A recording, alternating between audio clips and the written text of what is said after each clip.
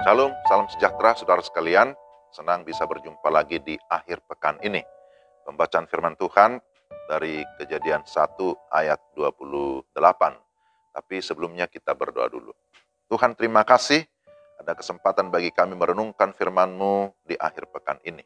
Terangilah hati kami supaya kami dapat mengerti kebenaran firman-Mu dengan baik. Dalam nama Tuhan Yesus kami berdoa. Amin.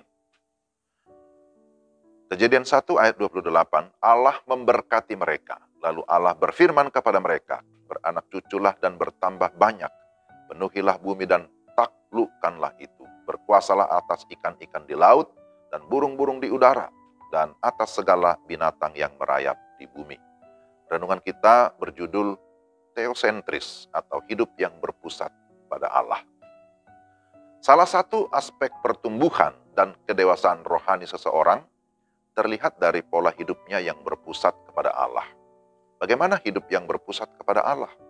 Mari kita belajar beberapa hal. Pertama, mengakui bahwa Allah adalah sumber kehidupan. Kejadian pasal 1 ayat 1 dimulai dengan kalimat, pada mulanya Allah menciptakan langit dan bumi.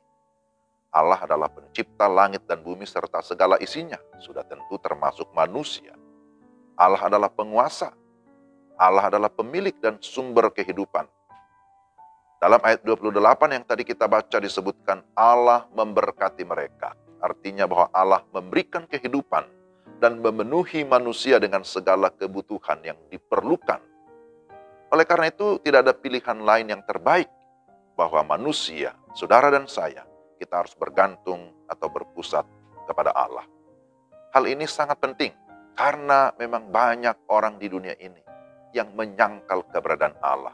Banyak orang ketika dia sudah sukses, dia berkata, aku tidak membutuhkan Allah. Tetapi saudara dan saya, mari kita mengakui bahwa Allah adalah sumber kehidupan. Amin. Dan kedua, Allah menghendaki keteraturan.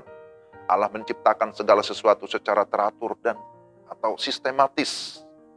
Dari hari pertama sampai dengan hari ke-6 penciptaan, semuanya sinkron dan saling melengkapi. Manusia diciptakan menurut gambar dan rupa Allah, agar manusia dapat menjadi wakil Allah di bumi ini. Manusia mencerminkan kemuliaan Allah. Karena itu manusia diberikan sifat-sifat ilahi, agar bisa berpikir begitu rupa, agar bisa menata segala sesuatu juga dengan teratur, agar dapat mengusahakan, jadi bukan hanya menguasai, tapi mengusahakan segala sesuatu, menaklukkan ciptaan yang lain. Jadi Tuhan tidak menghendaki kekacauan. Demikian juga Tuhan mau agar kita manusia hidup di dalam keteraturan, bukan di dalam kekacauan. Dan yang ketiga, Allah menghendaki manusia supaya kreatif dan produktif.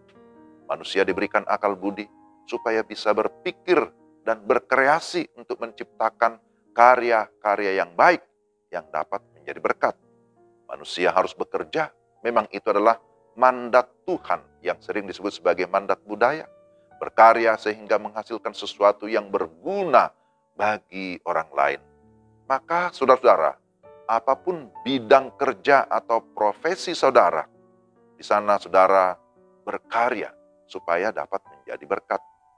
Apakah saudara seorang dokter, seorang perawat, seorang karyawan, pengusaha, pegawai negeri, pegawai swasta, pengajar, petani, pedagang, apapun pekerjaan saudara, lakukanlah dengan pola Allah, sehingga Allah disenangkan dan Allah pasti akan memberkati. Pola Allah itu seperti apa?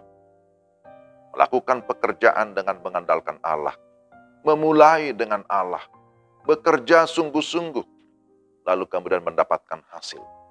Tekanan utamanya bukan pada hasil semata-mata, bukan juga pada kerjanya, tetapi pada Allah yang memberikan kemampuan untuk bekerja.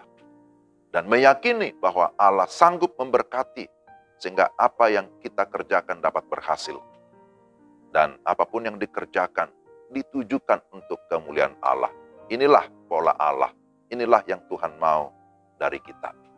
Karena itu kita terus memohon pertolongan Allah Roh Kudus. Kiranya Roh Kudus menolong kita agar kita tetap hidup berpusat kepada Allah, teosentris. Mari kita berdoa. Tuhan, terima kasih firman-Mu mengingatkan kami, supaya kami hidup sesuai dengan polanya Tuhan, berpusat kepada Tuhan. Kami sungguh-sungguh mengandalkan Tuhan, karena kami sadar tanpa Tuhan kami tidak bisa, tanpa Tuhan kami akan gagal. Karena itu Tuhan, tolonglah kami dalam melakukan pekerjaan kami, dimanapun kami berada, kami tetap mau melakukannya sesuai dengan apa yang Tuhan kehendaki. Berkati kami semua di dalam nama Tuhan Yesus Kristus. Amin. Demikian renungan kita hari ini. Tuhan memberkati saudara-saudara sekalian. Shalom.